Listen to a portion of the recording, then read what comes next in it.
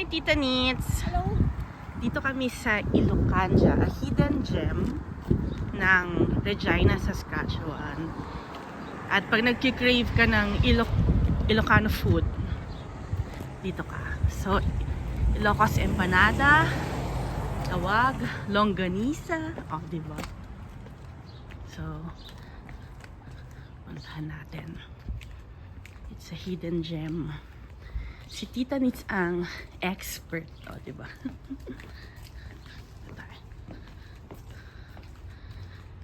There you go.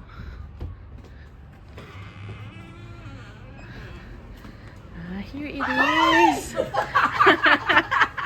Nagkagulatan. Oh, amoy longganisa. Ang dami. Hello po.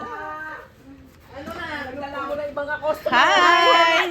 Nice to meet you po. Ikaw, ba't nandito ka, Remy? Ang ginagawa mo? Bibili ng empanada, no? Bili ng empanada. Pumupunta talaga kami dito. Tsaka mga yung mga frozen. Pero 3 weeks na yun. Nagulat ako nung may nakita ko. Babae ka Dito pala. So, ayan o. Ito lang. Mabuti naman. Si Mike wala? Andyan po. Nagyabasa. May mga citron farms. Mike! Huwag nang luto ng luto! Ay!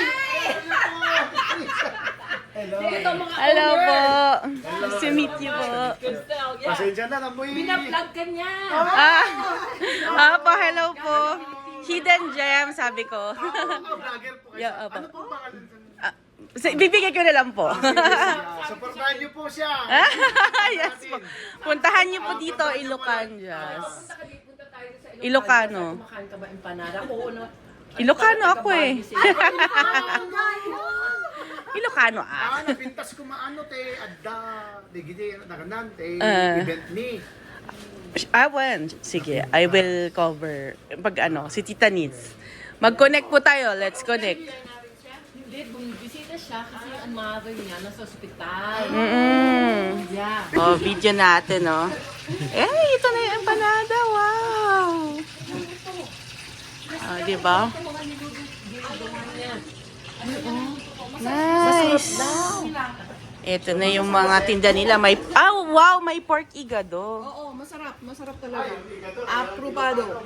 Saka magkano po to? Pork igado. 10. Tapos to, masarap din kung Pork wala kang, insala. kung wala kang high blood, okay lang. Okay lang yan. May maintenance naman, di ba? May card po ba kayo or cash lang siya? Ay, sila ang ano. May card. Sa dito.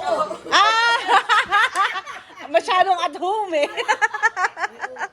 Kasi Suki, kaya akala ko at home na at home. Okay, manang Remy, manipos pa yung Manip- bukas. Oh wow. Ilang years na? Ito lang, last year. Pero yung negosyo namin since 2019, nasa social media kami. And then inano namin ng 2021, kaya yun yung ano namin. Nice. established Always fresh. until now. Ganda. Paborito ko pa naman yan. Igado, saka... Meron kaming igado, dinagdasan. May pork din sila. Crystal. Para ilag ka rin namin